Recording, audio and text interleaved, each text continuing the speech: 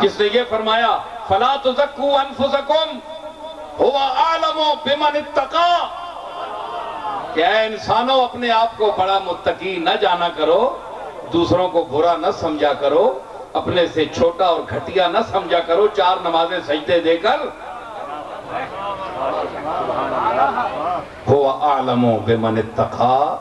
جو اس سے ڈرتا ہے، جو مقام تقوی پر فائز ہے، اس سے باخبر وہی ہے، تم کیا جانو متقی کون؟ تو جن کو تم متقی کسی کو سمجھتے ہو، تمہیں کیا پتا کہ وہ ہے بھی تھے کہ نہیں، اور جس کو تم برا سمجھ رہے ہو وہ اس کے نزدیک متقی ہو۔ میں نے کہا کہ تقوی کے معیار کو سمجھنے لیے خود متقی ہونا چاہیے۔ جو خود اس مقام پر تقوی پر فائز ہو وہ جانے گا کہ یہ متقی ہے، جو عالم ہوگا وہ عالم کی قدر جانے گا، جو شاعر ہوگا وہ شاعر کی قدر کرے گا، اور کس درجے پر ہے یہ بھی اس کو پتا ہوگا، کس درجے پر اس کا علم ہے وہ بھی اس کو پتا ہوگا، کیونکہ وہ اسی فیلڈ کا ہے، اسی میدان کا ہے۔ کتنا اونچا خطیب ہے، کتنے وزن ہے اس کی گفتگو میں، اگر آہستہ بولتا ہے، مسلسل شور نہیں کرتا، لیکن دلائل کے موتی اس کے پاس کتنے ہیں۔ اکثر خطیبوں میں تو شور ہی ہوتا ہے، غور نہیں ہوتا، نقطے علم کے کم ہوتے ہیں، شور شرابہ زیادہ ہوتا ہے، چھاتی کا سینے کا زور زیادہ لگایا جاتا ہے، علم ہوتا نہیں، صرف بولنے سے تو کام کچھ نہیں چلتا، وہ تو پرندے بھی بولتے رہتے ہیں، جانور بھی بولتے رہتے ہیں، ہے جی؟ ہاں، مجھیاں نہیں کہتا کہ کوری کرنے، یہ بھی بولتے ہیں، اپنی زبان ہے ان کو بھی حق حاصل ہے۔ تو صرف آواز نکالنا خطابت نہیں ہے، خطابت آواز اس کی کم بے شک ہو، لیکن دل سے آوازیں نکل جائیں۔ ہاں،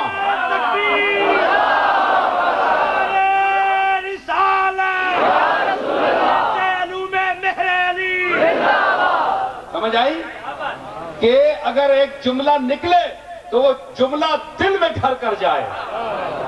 جس بقول اکبر کہ جس طرف اٹھ گئی ہیں، جس طرف اٹھ گئی ہیں آہیں ہیں،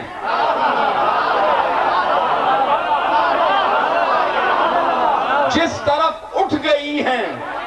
آہیں ہیں، چشم بددور کیا نگاہیں ہیں۔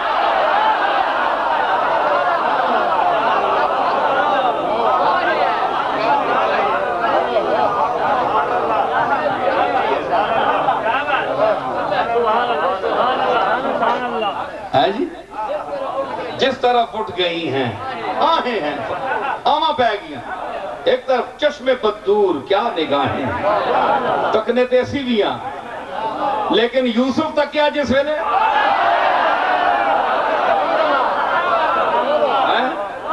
یوسف تک کیا،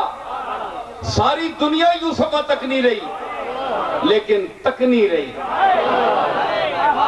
تراہم ینظرون الیک وہم لا یبصرون،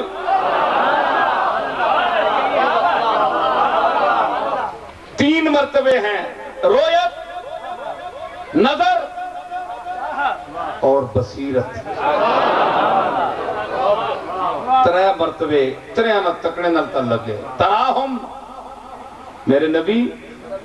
تسی ویکھنے ہو سو کہ اے مکے نے کافر تو سان تکنے تہن ینظرون الیکا وہم لا یبصرون، تے اندروں نہیں تکنے ہیں۔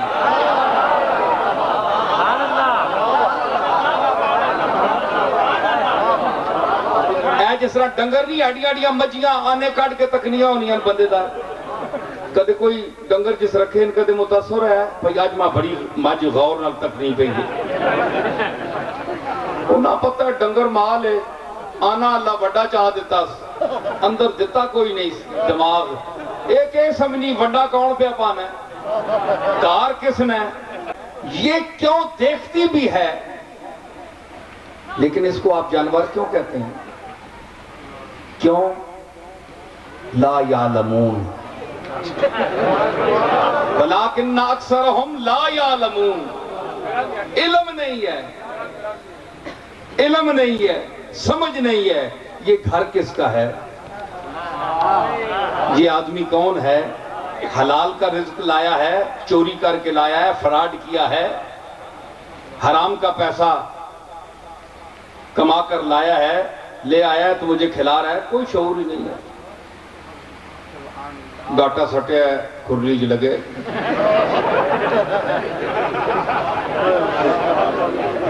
اور کئی آج کل محققین ہونے نا بڑے فکر تے غور کرنے تے وضع قطع بڑھانے نا اپنی بڑے ایسی مفکر ہاں تے ذرا ٹور بن گیا، جس طرح علامہ اقبال تے بڑا مفکر اور صاحب علم انسان ہے نا، اس نے ریس کرنے نا، وہ جیسے علامہ صاحب اینج بیٹھے ہونے نا ذرا سوچ رہے ہونے نا، وہ تا اتنا بڑا مفکر اور صاحب علم آدمی ہے، تو اب اس کی نقل اتارنے سے تو کام نہیں چلتا نا۔ مرزا بیدل کہتا ہے کہ صرف گردن خم کرنے سے انسان مفکر نہیں بن سکتا، اس نے مصرع کہا کہ گردن خر سر تحقیق باخر دارد کھوتیاں تکو تے گاٹا اس کھرلی 24 گھنٹے سٹیا ہونا ہے، تے تسی کیا سوئی محقق صاحب کھلتے ہیں کھرلی چو ڈنگر منہ باہر نہیں کٹنا، پھر سٹیا ہونا تے تسی اسا محقق سمجھ کے نسو، خالی گاٹا تلے سٹنے دا محقق نہیں بننا۔